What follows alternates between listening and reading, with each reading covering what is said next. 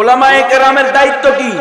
ইয়ানফুনা আনহু তাহরিফাল গালিন ওয়া ইনতিহালাল মুবতিলিন ওয়া তা'ওয়িলাল জাহিলিন।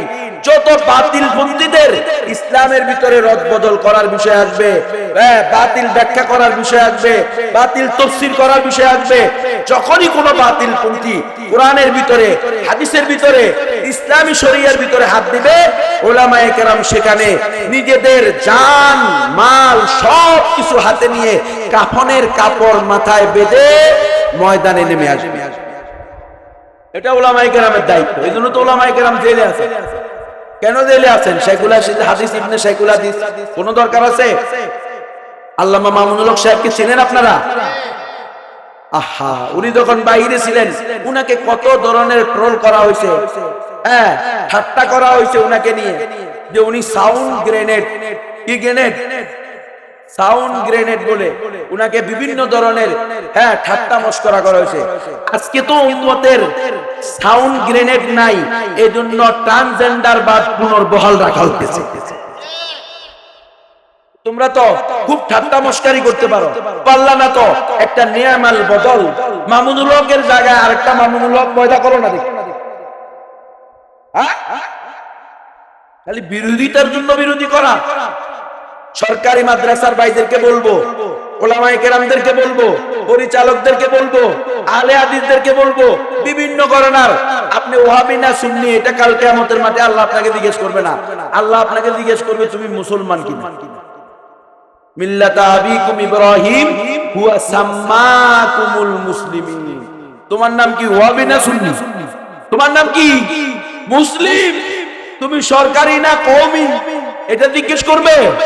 জিজ্ঞেস করবে তুমি মুসলিম কিনা। আমাদের নিজেদের মধ্যে ফুরুই বিষয়ে, শাখাগত বিষয়ে ইখতিলাফ থাকতে পারে, মতপার্থক্য থাকতে পারে, কিন্তু ঈমানের বিষয়ে তো কোনো ছাড় দেওয়া যায় না।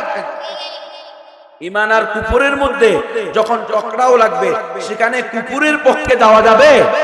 তাহলে আমাদের সরকারি মাদ্রাসাওয়ালারা বলেন, কওমি মাদ্রাসাওয়ালারা বলেন, হেফাজত বলেন, সরমনাই বলেন, জামাত ইসলাম বলেন, যারাই নিজেদেরকে মুসলিম দাবি করেন, এমনকি আওয়ামী লীগ বলেন আর বিএনপি বলেন, যদি আপনি নিজেকে মুসলমান দাবি করেন, মুহাম্মদুর রাসূলুল্লাহ সাল্লাল্লাহু আলাইহি ওয়াসাল্লামের উম্মত দাবি করেন, আল্লাহর খলিফা দাবি করেন, তাহলে আপনার দায়িত্ব এই সকল কুফরি মতবাদের বিরুদ্ধে গর্জে ওঠা। কথা বুঝতেছেন?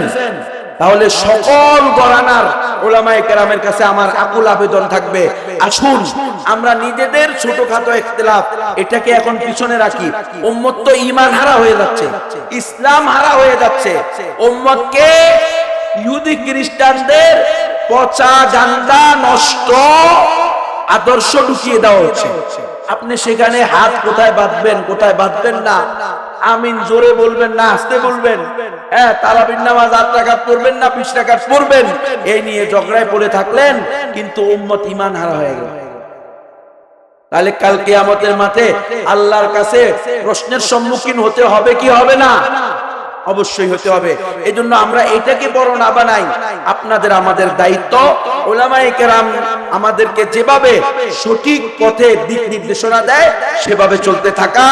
এই ট্রান্সজেন্ডার বাদশা, এই যে বর্তমান সিলেবাস যেখানে শারীরিক শিক্ষার নামে নাউজুবিল্লাহি মিন যালিক জিনাকে প্রমোট করা হয়েছে, ছেলে আর মেয়ের ছবি দিয়ে বলা হয়েছে চলো বন্ধু হই।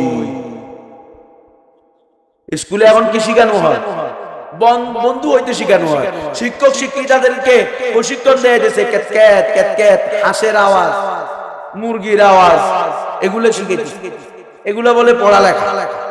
কথা বুঝেন? আলু ভর্তা কিভাবে বানাবে, কাপড় কিভাবে বাস করবে, আরে কাপড় বাস করা এটা শিখানো লাগে। আমার মেয়ে যখন 2.5 বছর 3 বছর, তখনই আমার মেয়ে ওই তার ছোট বোনের কাপড়, ছোট বাচ্চাদের অনেক কাপড় থাকে না, এগুলো এনে বাস করতেছে। আমি আমার আলিয়াকে দেখাই দিছি, দেখো তোমার বাচ্চা কি করে। এটাই হলো কুল্লু শাইইন, প্রত্যেক মানুষের জন্য আল্লাহ যেটাকে যাকে যে কাজের জন্য সৃষ্টি করছে সেটা তার জন্য কি সহজ। আল্লাহ তাদেরকে বানাইছে এই কাজের জন্য।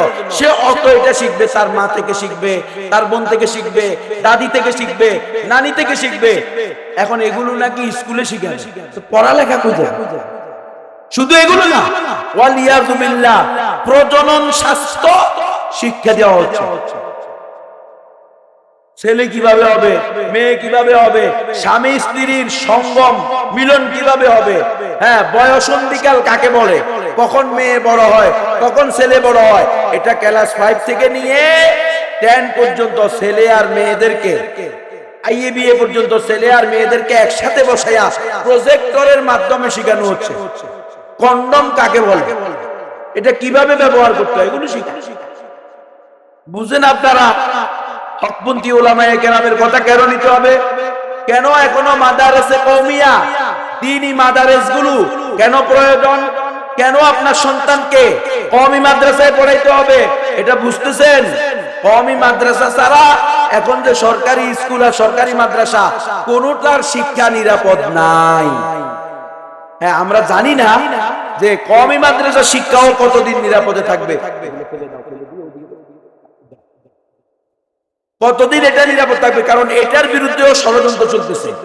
বিভিন্ন ভাবে এই কওমি মাদ্রাসাকে ধ্বংস করার প্ল্যান চলতেছে, স্বীকৃতি দিয়ে হোক, স্বীকৃতি ছাড়া হোক, হ্যাঁ, বিভিন্ন ট্যাগ লাগিয়ে হোক, কওমি মাদ্রাসাকে নিয়ন্ত্রণ করার চেষ্টা চলতেছে।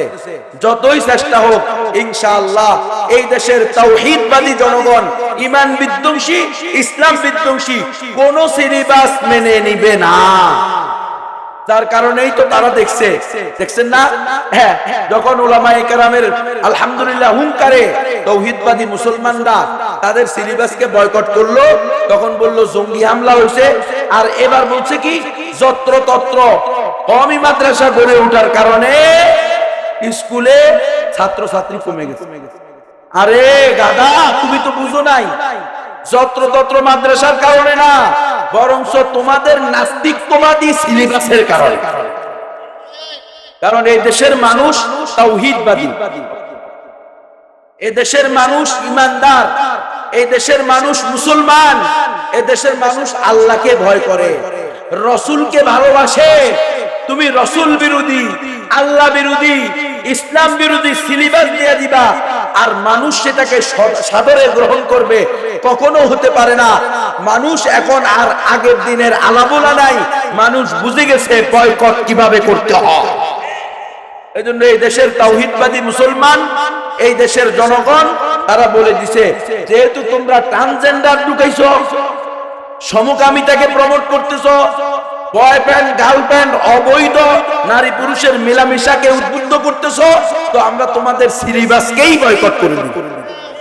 আলহামদুলিল্লাহ, আমার সন্তান শিক্ষিত হওয়া জরুরি না, মুসলমান হওয়া জরুরি, ঠিক কিনা? আমার মেয়ে শিক্ষিত হওয়া জরুরি না, আমার মেয়ে পর্দা ওয়ালি হওয়া জরুরি। কি বলেন? মুসলমানের কোন সন্তান যদি অশিক্ষিত হয়, তাহলে কি সে জাহান্নামে যাবে? ভালো করে খেয়াল করেন। ধরেন আপনার সন্তান কিচ্ছু জানলো না, কর নিচে ব কিভাবে দিত এটাও শিখলো না, এই জন্য কি সে জাহান্নামে যাবে? না। কিন্তু আপনার সন্তান যদি নাস্তিক হয়, দায়ুস হয়, সমকামী হয়, লূত আলাইহিস কওমে লূতের অভিশপ্ত আমল যেটা, সেটা ওয়ালা হলে কি সে অভিসম্পাদ পাবে না রহমত পাবে? হাসিরাত দুনিয়া ওয়াল আখিরা, দুনো জায়গা তার ধ্বংস হবে। সুতরাং এই ট্রান্সজেন্ডারবাদ যতদিন এই সিলেবাসে থাকবে, এই ঈমান বিধ্বংসী, ইসলাম বিধ্বংসী, কোরআন বিধ্বংসী, নবী রাসূল বিবর্জিত, ইসলামী শরিয়া বিবর্জিত এই সিলেবাস পাঠ্যসূচি যতদিন থাকবে, মুসলমানরা তাদের সন্তানকে এই পাঠ্যসূচিতে শিক্ষিত করবে না। এটা নাজায়েজ। আমরা নবীর ওয়ারিস হিসাবে, আল্লাহর প্রতিনিধি হিসাবে আপনাদের হাতে পায়ে ধরে বলে যাই, নিজের সন্তানের ঈমান বাঁচান। নিজের সন্তানদেরকে এই কুফরি সিলেবাসে পড়াবেন না, প্রয়োজনে ঘরের মধ্যে পড়ান। আপনি আর আপনার স্ত্রী শিক্ষিত হয়েছেন না, আপনারা পড়ান যতটুকু পারেন। যদি কোনো ঈমানওয়ালা, ইসলামওয়ালা, কোরআন সুন্নাহওয়ালা প্রতিষ্ঠান আপনাদের আশেপাশে না থাকে, তাহলে আপনারা নিজেরা পড়ান।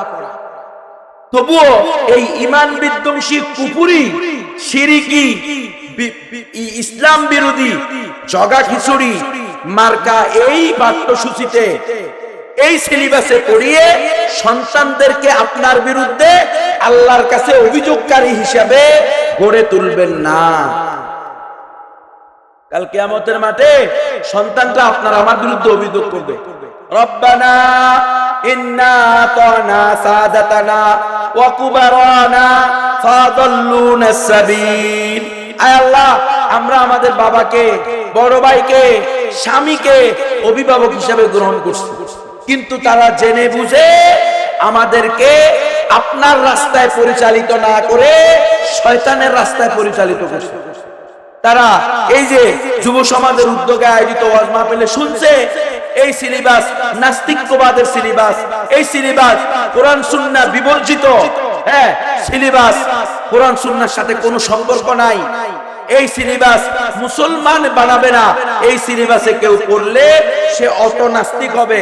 এটা জানার পরেও আমার বাবা, আমার স্বামী, আমার ভাই, আমার ছেলে আমাকে কোরআন সুন্নাহওয়ালা, কোরআন সুন্নাহ সমর্থিত প্রতিষ্ঠানে পড়ালেখা না করিয়ে এই নাস্তিকবাদ শিক্ষা দিয়েছে। আল্লাহ, আজকে যদি আমাদেরকে জাহান্নামে দিতে হয় তাহলে আমাদের অভিভাবকদেরকে আগে জাহান্নামে দেন। রব্বানা ওয়া আতিহিম যিআফাইন মিনাল আযাব ওয়াল আনহুম লানান কাবীরা। আয় আল্লাহ, আপনি আমাদের অভিভাবকদেরকে আগে জাহান্নামে দেন, আমাদের সে ডবল শাস্তি দেন এবং তাদের উপরে আপনি লানত বর্ষণ করুন। তো যে সন্তানের জন্য মাথার ঘাম পায়ে ফেলে নিজে ভালো কাপড় না পরে, ভালো খাবার না খেয়ে, ভালো গাড়িতে আরোহণ না করে সন্তানের জন্য সঞ্চয় করলেন, সেই সন্তানই আপনার বিরুদ্ধে কি করবে? অভিযোগ করবে। এই জন্য আমরা আপনাদেরকে স্পষ্ট করতেছি। কেন? আবার আমরা যদি আপনাদের কাছে ঘুমের ভয়ে, খুনের ভয়ে, জেলে যাওয়ার ভয়ে, এভাবে আমাদের গুপ্ত হত্যার ভয়ে, ক্রসফায়ারের ভয়ে আমরা যদি আপনাদেরকে হক কথা না বলি, তো আপনারা আবার আমাদের বিরুদ্ধে অভিযোগ করবেন যে আল্লাহ, এই মৌলবী, এই প্রধান বক্তা, এই বিশেষ বক্তা, এই বিশেষ অতিথি আমাদের এলাকায় প্রধান মেহমান হয়ে আসছে, কিন্তু চিন্তা করছে চেয়ারম্যান না জানি অসন্তুষ্ট হয়, মেম্বার না জানি অসন্তুষ্ট হয়, এমপি সাহেব না জানি খেপে যায়, প্রধানমন্ত্রী সাহেব না জানি কোনো ফোর্স পাঠায়া দেয় ধরে নিয়ে আসার জন্য। এই জন্য পেটের বয়ে, পিঠের বয়ে, পকেটের বয়ে হুজুর হক কথা বলে নাই। এই কথা আমাদের বিরুদ্ধে আপনারা অভিযোগ করলে আমাদেরকে আশ-শায়তানুল আখরাস বলে, হক কথা জানার পরেও উম্মতের সামনে না বললে আমাদেরকে জাহান্নামের কেসি দিয়ে আমাদের জিহ্বা কাটা হবে। তো বুঝেন আমরা কেন এত 32 মাস জেল কেটে আসার পরেও, 10 দিন গুম থাকার পরেও, বিভিন্ন ভাবে মানসিক, শারীরিক, আদর্শিক ভাবে প্রায় পঙ্গু করে দেওয়ার পরেও আমরা কেন আমাদের জানের হুমকি নিয়ে কথাগুলো বলতেছি। এখনো আমরা জানি আমাদেরকে আবার গুম করা হইতে পারে, আবার খুন করা হইতে পারে, আবার জেলে ঢুকানো হইতে পারে। আল্লাহর কাছে পানা চাই, আল্লাহ কোনো দুশ্মনকেও জেলে না নেয়, কিন্তু ঘটনা কিন্তু ঘটতে পারে। পারে কি পারে না? আর তকদিরে লেখা থাকলে পারে, তকদিরে লেখা না থাকলে কোনোদিন কেউ নিতে পারবে না। আর তকদিরে লেখা থাকলে কোনো উসিলে ছাড়াও মিথ্যা মামলায় চলে যাবে। দুনিয়াতে মিথ্যা মামলা আছে না নাই? এই দেশের সবচেয়ে বড় মিথ্যা মামলা হলো জঙ্গি মামলা, সন্ত্রাসী মামলা। ওলামায়ে কেরামদেরকে ধরে নিয়ে যায় খতিব সাহেব, মুফতি সাহেব, মাওলানা সাহেব, কারি সাহেব, নামাজি সাহেব, পর্দাওয়ালা, পর্দাওয়ালি সাহেব, এরা নাকি জঙ্গি। আমি বলছি না আপনাদেরকে আলোচনার শুরুতে, এভাবে জঙ্গি মামলা দিলে আপনি হয়ে যাবেন না মানুষ। আপনার বাপ নাই, মা নাই, শ্বশুর নাই, শাশুড়ি নাই, স্ত্রী নাই, সন্তান নাই, আপনার জন্য এমপি নাই, মন্ত্রী নাই, ওসি নাই, ডিসি নাই, এসপি নাই, মানবাধিকার নাই, হিউম্যানিটি নাই। এর হিউম্যানিটি, আপনি তো হিউম্যান না তাদের কাছে। জঙ্গি মামলা দিলে কি হয়ে যায়? হিউম্যানের বাইরে চলে যায়, মানুষ না আপনি, তাদের নিকটে না মানুষ। তো না মানুষ যে তার আবার মানবাধিকার আছে, এই জন্য এদের কোনো মানবাধিকার না। দেখেন না, মাসকে মাস, বছরকে বছর জেলে পড়ে আছে। কেন পড়ে আছে, আসলে সে অপরাধী কিনা, আদৌ যে অভিযোগ আনা হয়েছে এই অভিযোগ সঠিক কিনা, এর কোনো ভিত্তি নাই, কোনো কিছুর কোনো ফয়সালা নাই, সিদ্ধান্ত নাই। এমনিই বছরকে বছর উলামায়ে কেরাম, উম্মতের সেরেতাজ, উম্মতের রাহবারেরা জেলে পড়ে আছে। তো দোয়া করবেন আল্লাহ যেন আমাদের উলামায়ে কেরামকে, আমাদের কলিজার টুকরা উলামায়ে কেরামদেরকে, উম্মতের সেরেতাজদেরকে দ্রুত উম্মতের মধ্যে আবার ফিরিয়ে আনেন ইনশাআল্লাহ। আজকে হোক কালকে হোক অবশ্যই ফিরে আসবেন, আমরা দোয়া করি অচিরেই ফিরে আসবেন, অতি তাড়াতাড়ি ফিরে আসবেন। প্রধান অতিথিরা তো সবসময় পরে আসে, তাই না? তো ইনশাআল্লাহ আমাদের শাইখুল হাদিস ইবনে শাইখুল হাদিস উনিও আমাদের ইনশাআল্লাহ আশা করি প্রধান অতিথি হিসাবে অনতি বিলম্বে ফিরে আসবেন। আল্লাহ উনাকে ফিরিয়ে আনুক। উনার সাথে আরো যে সমস্ত উলামায়ে কেরাম আছেন, আল্লামা জসিমউদ্দিন রহমানী সাহেব সহ, তারাও ইনশাআল্লাহ ফিরে আসবেন, আল্লাহ ফিরিয়ে নিয়ে আসবেন। আমরা সবার জন্য দোয়া করি। আমাদের কোনো ক্ষমতা নাই, আমাদের কোনো শক্তি নাই, ক্ষমতা এবং শক্তি একমাত্র কার হাতে? আল্লাহর হাতে। আল্লাহ তাআলা যেন সকল প্রকার প্রতিবন্ধকতাকে দূর করে আমাদের উলামায়ে কেরামদেরকে, আমাদের নেতৃস্থানীয় উলামায়ে কেরামদেরকে আমাদের মধ্যে নিয়ে আসেন। আরো যত ভাই বোনেরা অন্যায়ভাবে জুলুমের শিকার হইতেছেন তারাও বের হয়ে আসে। দোয়া করতে তৈরি আছেন তো ইনশাআল্লাহ? তাহলে আমার আলোচনার খোলাসা কি? আলোচনার খোলাসা হলো, বর্তমানে যে সিলেবাস ঢুকানো হয়েছে এই সিলেবাস নাস্তিক্যবাদ সম্বলিত সিলেবাস, কুফর শিরিক মিশ্রিত সিলেবাস।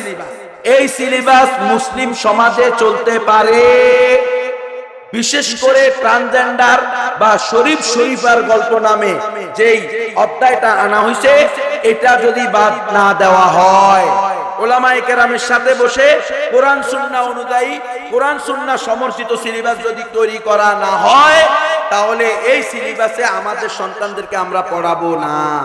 তৈরি আছেন তো ইনশাআল্লাহ? এবং হকপন্থী উলামায়ে কেরাম, হেফাজতে ইসলাম বলেন, আরো যত ঘরানার হকপন্থী উলামায়ে কেরাম আছেন, যারা নিজের জান মাল স্ত্রী সন্তান সবকিছু কুরবান করে হলেও আল্লাহর জমিনে আল্লাহর দ্বীন কায়েম করতে চায়, আল্লাহর জমিনে আল্লাহর দ্বীন প্রতিষ্ঠা করতে চায়, এরা হলো হকপন্থী উলামায়ে কেরাম। এরা আল্লাহকে ভয় করে, কোনো গায়রুল্লাহকে ভয় করে না, আল্লাহর ভয়ে প্রকম্পিত হয়ে হক কথা বলে যায়, তাগুতের ভয়ে প্রকম্পিত হয়ে হক কথা গোপন করে যায় না। এরা হলো হকপন্থী উলামায়ে কেরাম। এদের সাথে নিজেরা সম্পর্ক করবেন, উঠা বসা করবেন, পরামর্শ করবেন। তারা যেভাবে বলে সেভাবে ব্যক্তিগত জীবন, পারিবারিক জীবন, সামাজিক জীবন, রাষ্ট্রীয় জীবন, এমনকি আন্তর্জাতিক জীবনও পরিচালিত করবেন। নিজের সন্তানদেরকে এখনো কওমি মাদ্রাসায় ভর্তি করবেন। দ্বীনি মাদারেসগুলো যেগুলো এই ধরনের কুফরি শিরকি সিলেবাস পড়ায় না, এগুলোতে পড়াবেন। তৈরি আছেন তো ইনশাআল্লাহ? আল্লাহ তাআলা আমাকে সহ আমাদের সকলকে পরিপূর্ণ মুসলমান হওয়ার চেষ্টা করার তৌফিক দান করেন। ওয়া আখিরু দাওয়ানা আনিল হামদুলিল্লাহি রাব্বিল আলামিন। আসসালামু আলাইকুম ওয়া রাহমাতুল্লাহি ওয়া বারাকাতুহু।